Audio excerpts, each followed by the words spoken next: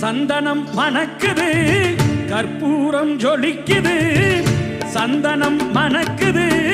கற்பூரம் ஜொலிக்குது கந்தகிரி கோயில் வந்தால் நன்மையெல்லாம் நடக்குது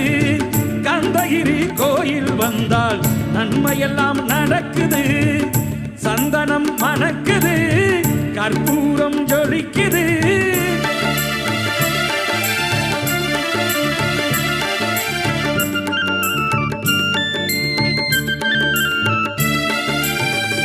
நித்தமும் பாலிலே நீராட்டுவோம் பச்சை நிறத்திலே பட்டாடை நாம் கட்டுவோம்